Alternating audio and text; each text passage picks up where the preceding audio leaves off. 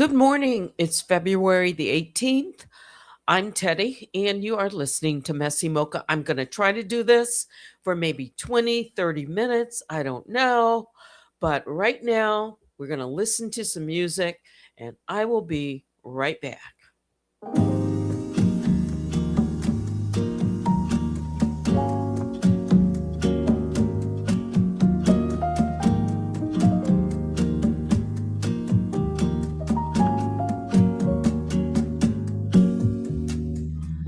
Não é só na vida que a vida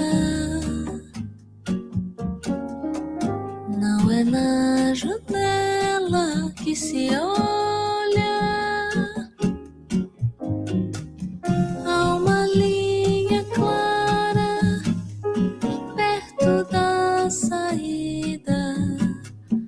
Fecha os olhos e você vai ver. Não é só aqui que sol ilumina. Coisas do além que vão além. Quando de repente é coincidência, nem precisa se esforçar pra crer. Apagaram as luzes pra eu ver. Saí da onde vim pra eu poder ser. Você mostrou o caminho pra eu andar. Eu disse é pelo mar que eu vou nadar. Não é só na vida que a vida não é na janela que se olha.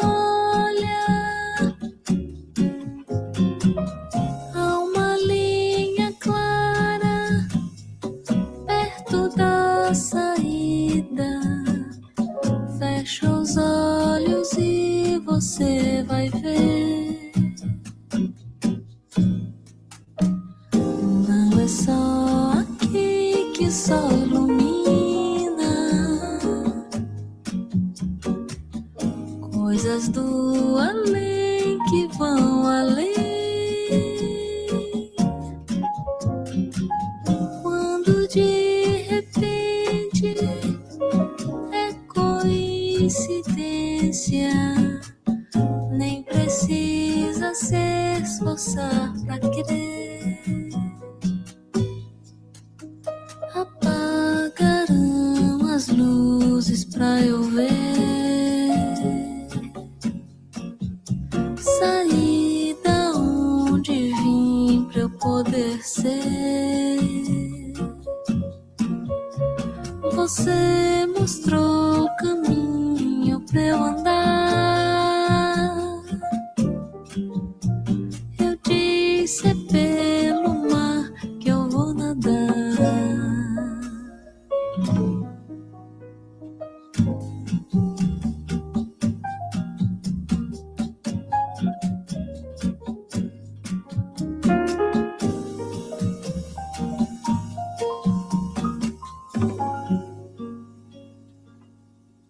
All right. It's Wednesday. And you know what? I'm still a little congested, but I'm doing better, and I have to just take it moment by moment. Last night I did not come on. It was late. I was working on something and did not want to break away from it. But I wanted to come on this morning and let everyone know that thank you for your support. Thank you for the emails. Thank you for the encouragement, and thank you for being here. So grab your cup. Let's sip this morning mocha up. I see Survivor, V Love, Survivor 1, official good morning to you and some others that are in the chat.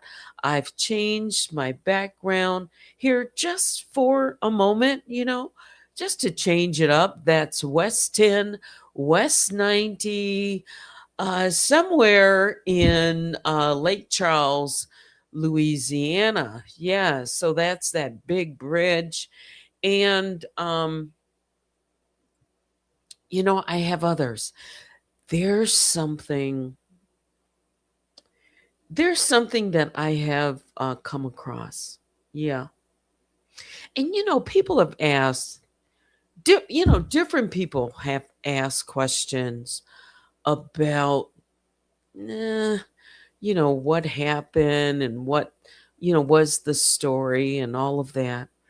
But right now, my focus is on a specific time frame of events that occurred between December the 23rd, 2023, and December the 23rd, 2024, when I filed the lawsuit.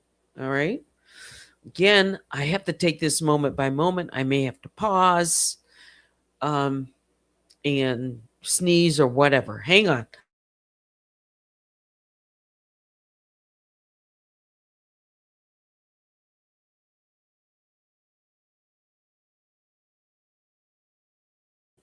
I said I was going to try, but yeah.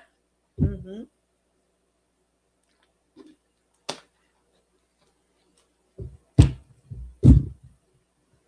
And I know every single time, whether I am on YouTube, whether I'm on Station Head, whether I post anything that I do, if it can be used to file to the court that they are looking for something that I say right now, because our upcoming deadline to respond to the report and recommendation is next Tuesday. All right. I believe that is, let me just look. I believe it's the 24th. It is Tuesday, the 24th. So that's where my focus has been. And I have read through ECF 138 at least a couple of times. And as a reminder, the magistrate judge, in my case, that's Judge Stafford, narrowed what was the remaining claim. And she put that as Lara and the claims that were filed to Lara. Okay. And that is the medical board here in Michigan. Let me just tell you. Let's look it up. Lara, Michigan. So that you know, it's the licensing and regulatory affairs. All right. And Lara is responsible uh, for a number of things. The Michigan Department of Licensing and Regulatory Affairs. It's not just for PAs, but it's for any licensing related here in Michigan. Um, and they have a website, and it's where the defendant and others filed their initial complaints and subsequent complaints to this licensing and regulatory affairs. Okay. The first one was filed September the 12th of 2023. And the magistrate judge is basically said that that one, because it was argued as time barred, and because there is a specific um,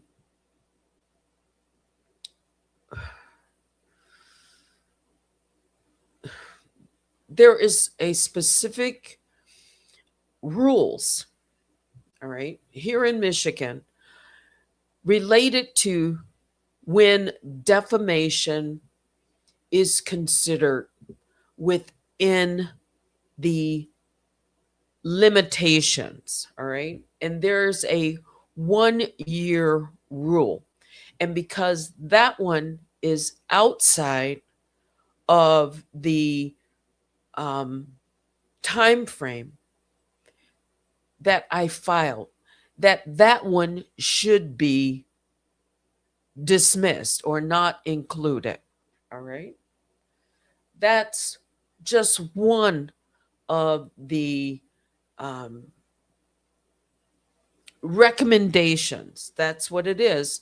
It's a report and recommendations based on arguments that were made by the defendant to dismiss the case. ECF 77 was argued and ECF 127. Again, I'm not looking at any of those documents. I'm just, hang on.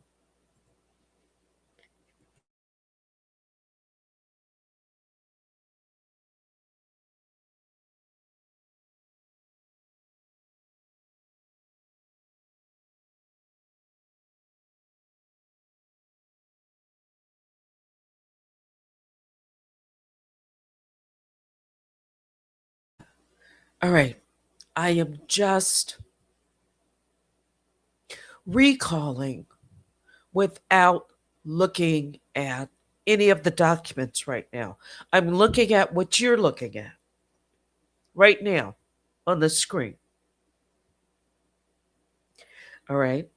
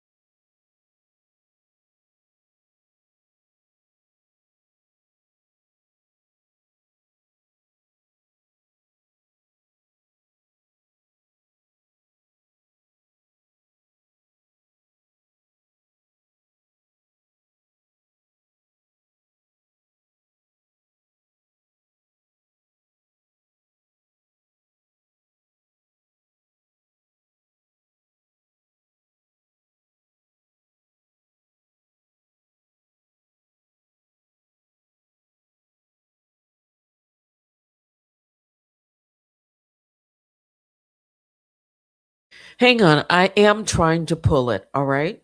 So just a second. Let me play some music. I'm just going to read a part of it. So hang on.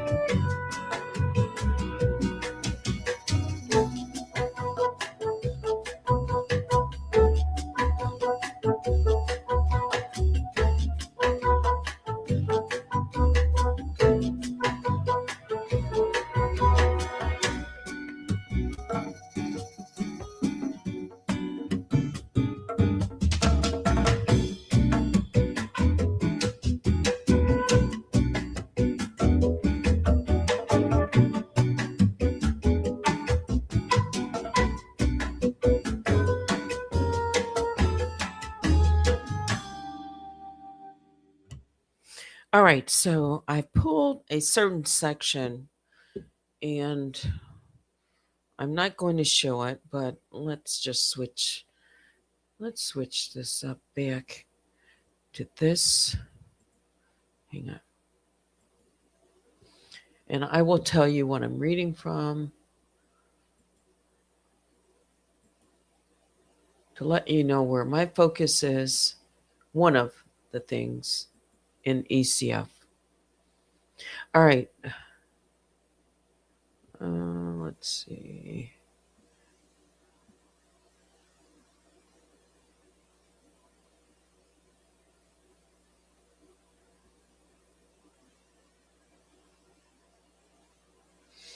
Yeah, start with 23, 24. Okay, I'm just going to read a couple of sections. And this is ECF number 138, page ID, beginning at 3074. This one was filed by the magistrate judge in the report and recommendations. It begins by saying Robertson and Williams also allegedly filed lyric complaints against Evans to get her physician assistant's license revoked. ECF number 1, page ID 11. The exact substance of the lyric complaints is unknown, as Evans lacks access to the communications. But Evans alleges that Robertson made an earlier lyric complaint alleging malpractice, and that the later complaints were part of the same campaign of making baseless accusations aimed at revoking her medical license. Page ID 9 through 11.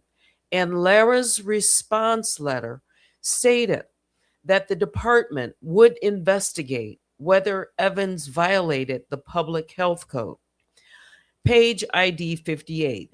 Thus, the allegations support an inference that Robertson and Williams accused Evans of malpractice. Defamation claims may be premised on false accusations of medical malpractice.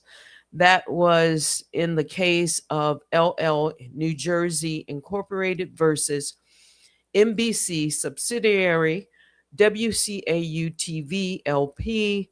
That was published in 2008 in Westlaw, Michigan, April 28th, 2008. See also Swinson, Davis, and Martell.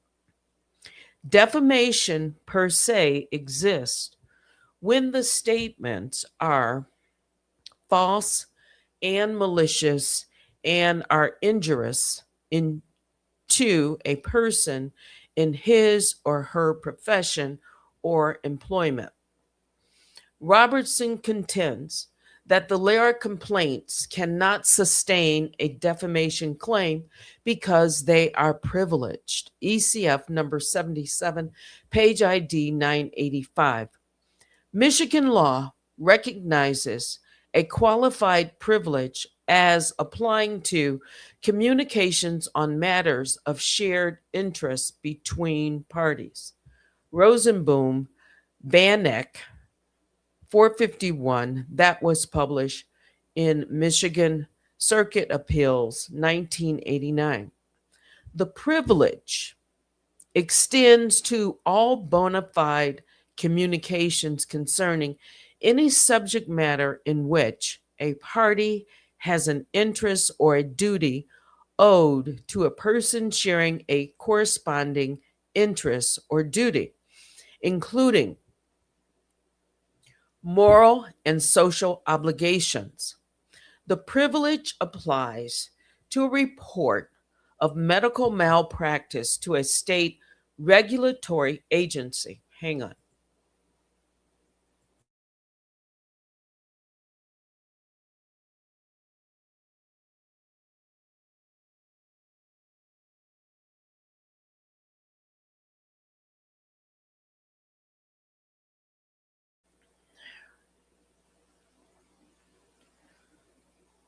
Let's go back.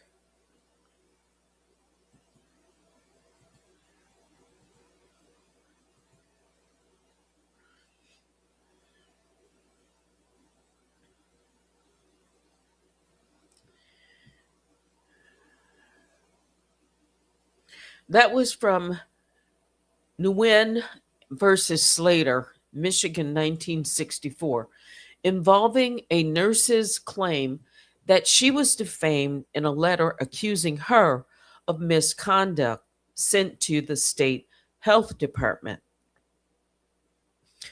A party claiming defamation may overcome a qualified privilege only by showing that the statement was made with actual malice. That's Knutson versus Gazette, Michigan Court of Appeals, September 14, 2023, and in Michigan Court of Appeals in 1992. Actual malice means knowledge that the published statement was false or as reckless regard as to whether the statement was false or not. Evans alleges that Robertson submitted baseless lyric complaints in a malicious attempt to get Evans' professional license revoked. ECF number 1, page ID 11. Taking this allegation as true, as the court must rule 12b6, Evans has plausibly alleged facts showing that the privilege does not apply. So the defendant was arguing that she had privilege. Okay. Next, Robertson also argues that Evans is a limited purpose public figure and so must plausibly allege that the defamatory statements were made with actual malice. ECF number 77, page ID 989. Statements about public figures are entitled to qualified immunity that can be overcome only by a showing of actual malice. That's New Franklin Enters versus Sabot from Michigan Court of Appeals, 1991. A private person can become a limited purpose public figure when he voluntarily injects himself or is drawn into a particular controversy and assumes a special prominence in the resolution of the public controversy. The pleadings do not show that the Lara complaints became a matter of public controversy. There is no sign that the complaints garnered public interest or press coverage. CID, besides, Evans has sufficiently alleged facts supporting actual malice as discussed above. Footnote 5. Robertson asserts two other cursory arguments that the court declines to address. First, she argues that the defamation claims must be dismissed because Evans self published certain statements. ECF number 77, page ID 990. But she does not identify the statements or connect them to the allegations in the complaint. Second, she argues that the strategic lawsuit against public participation statute, commonly known as the Anti SLAPP Act, shields her from suit. ID page ID 990 through 991. But she cites no state's anti SLAPP statute and offers no analysis about the application of the statute in federal court. Issues averted to in a perfunctory manner, unaccompanied by some effort at developed argumentation, are deemed waived. McPherson versus Kelsey. And that was in the Sixth Circuit Court, 1997. Ann Robertson again challenges venue, making the same cursory arguments already considered. that she does not reside in, have substantial ties to, or conduct business in Michigan. ECF number 77, page ID 995. Venue for a civil action is proper in a judicial district in which a substantial part of the events or omissions giving rise to the claim occurred. That's 28 USC 1391 B2. As concluded in the September 2025 report and recommendation, the claims over which court has personal jurisdiction are tied to Robertson's alleged acts targeting Michigan. And because Robertson does not offer substantive analysis showing the venue is improper, she has waived this issue. It's 10:04. I am trying my best to at least discuss some of which is in the report and recommendation. I hope that I can share more. But right now, I wanted to give you the opinion of why the magistrate judge ruled in my favor here now in the report and recommendation that the Lara complaints should move forward, those which are in the time between December 23rd, 2023 and December 23rd, 2024 when I file. That was the first one, 2023 in September 12th, on September 12th. However, there were subsequent filings that are recognized during that period. There were 9 additional complaints filed to the medical board. As noted, the magistrate mentioned, and this is paraphrasing, that the substance of those have not been revealed. That's my word. Okay? That's my wording. The complaints are with Lara. Okay? We have not began discovery. The defendant argued to stay discovery. We're not there yet. We are in this de novo period where objections to whatever was dismissed, whether it was argued by the defendant or myself, the plaintiff in this case, objections can be presented to the district judge on next Tuesday in a filing. Okay?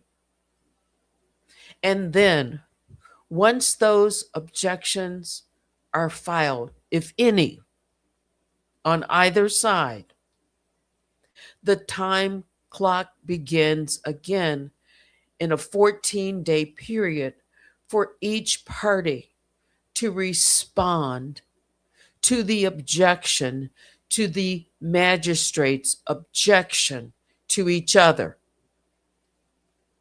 And neither one will know what the objections are until they are filed on next Tuesday. So that governs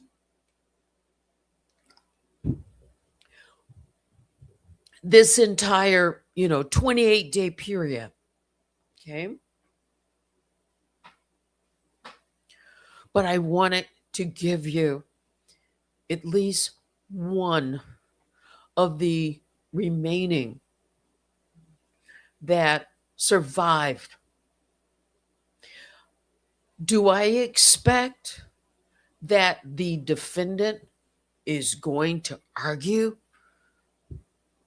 and object to the magistrate's finding to try to overcome that? I do. Okay. As she might have certain expectations. Okay.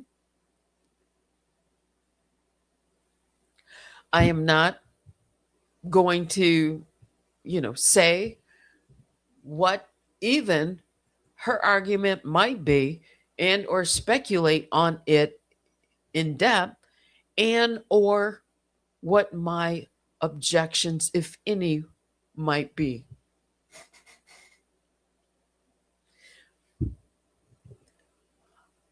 I can tell you this: there are 9 claims, okay, that were filed to the medical board. Okay. And there is evidence of those filings. There is evidence of videos, posts linking to both parties who filed complaints. Okay. Much of that has been deleted from their websites, their social media, including YouTube. But this is one of the reasons why I maintain a presence, because had I not, I would not be sitting here today with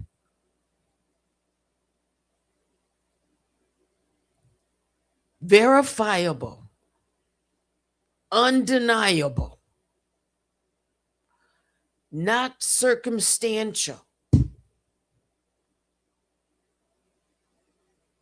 evidence that support my argument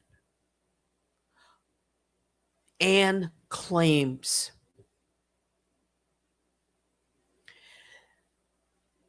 Had I not preserved them, including letters from YouTube that demonstrate that I filed multiple privacy complaints during 2024 when videos were removed and re-uploaded multiple times and put on 24/7 loops and played on various YouTube channels with the blue robe wellness check police footage,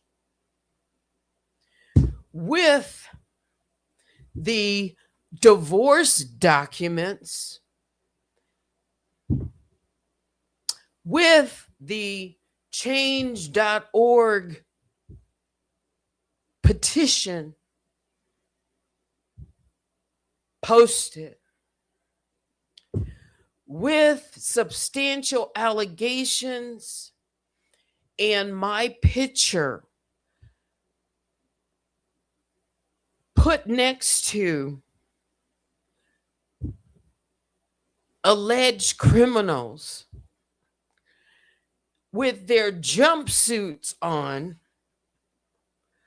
and filed, I'm going to say allegedly, to the Michigan Medical Board, LARA, alleging criminal behavior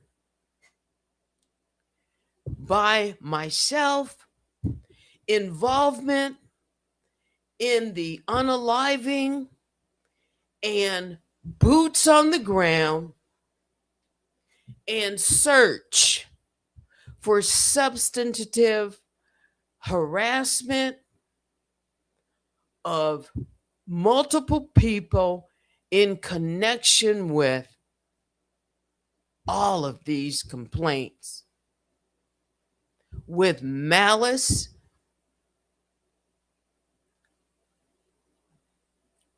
I would be sitting here empty handed.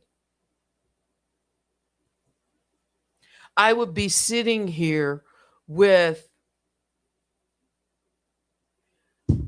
my word against their word, their words.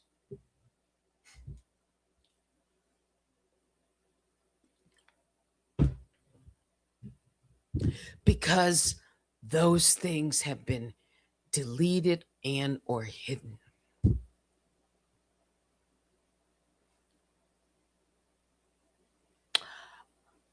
People can say what they want about the librarian. And yes, I've been called the librarian. Mm-hmm. There's nothing wrong with that.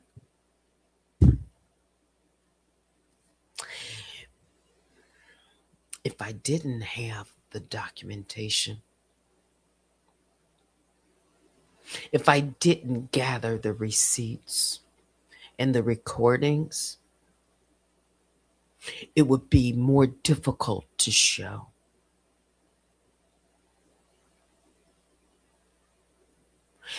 And that's why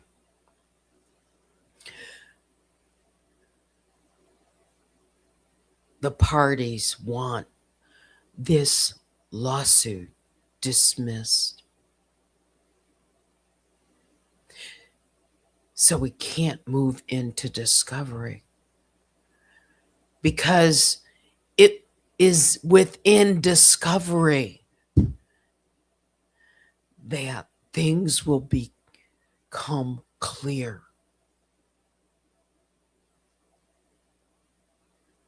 Okay? It's discovery.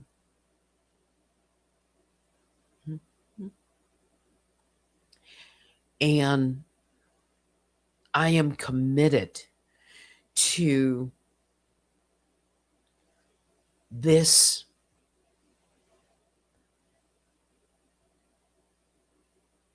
the time that it takes to do the work.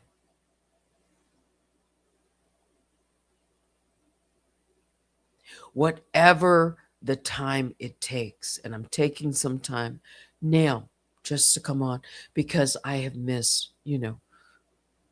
going on last night. I hope that you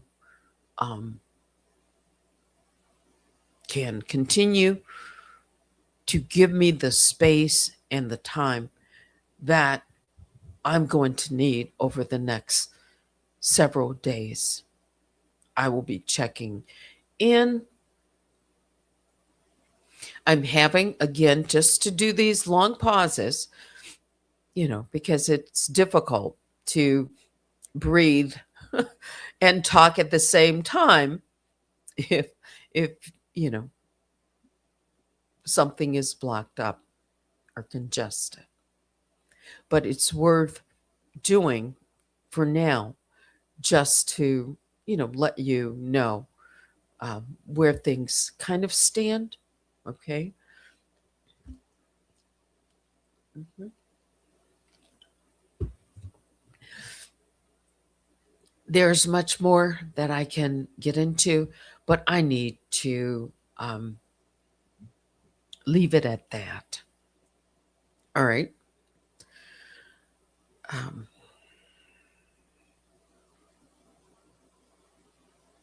there's a lot more that can be said about some other things in due time. In due time.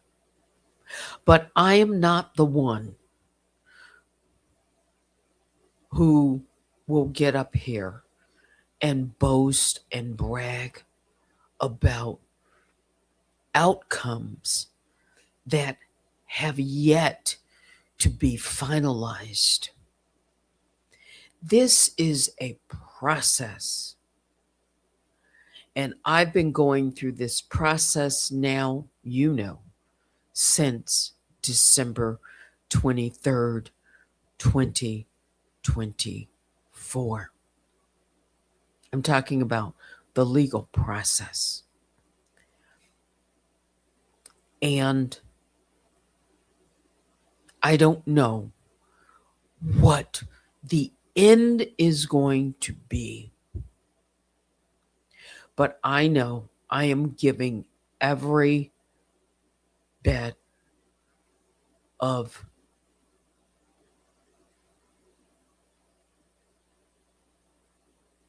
myself to do things properly, professionally, legally, lawfully, carefully, deliberately, however you want to put it,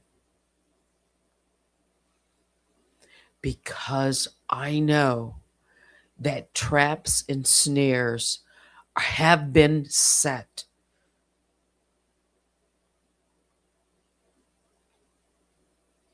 I know they're being set. And I know that my case, my lawsuit, is viable. It does have substantial information and things that were done to me. I am going to remain focused and moving forward. And I appreciate those of you who have stood by me and are there for me in whatever way it has been. I appreciate you. I appreciate my moderators for being there and encouraging me and helping me to remain focused during my broadcast. That's important. So that's going to do it for me for this morning. Yeah, it's been 45 minutes. Thank you for the loyal supporters. Stay vigilant, everyone, and keep your bare phones on. Keep up with the post, and I will try not to wait to give you any notice if my schedule changes, so that you're not waiting up too late for me to come on. All right, that's it. I have plans, but it might only be for a few minutes right now. Okay, so um, thank you for your time this morning. You can email me at unwinewithteddy@gmail.com. Let me just take a quick look. I'm good there. Thank you. Biggest bear hugs go out to all the grizzlies and the honey bears. Please hit the like on your way out. Don't forget to check out Run Tell That Too, and be prepared for broadcasts even on Station Head. Yes. I hope you have a great Wednesday. Thanks for watching. Until next time, I'm Teddy. Uh, Good day.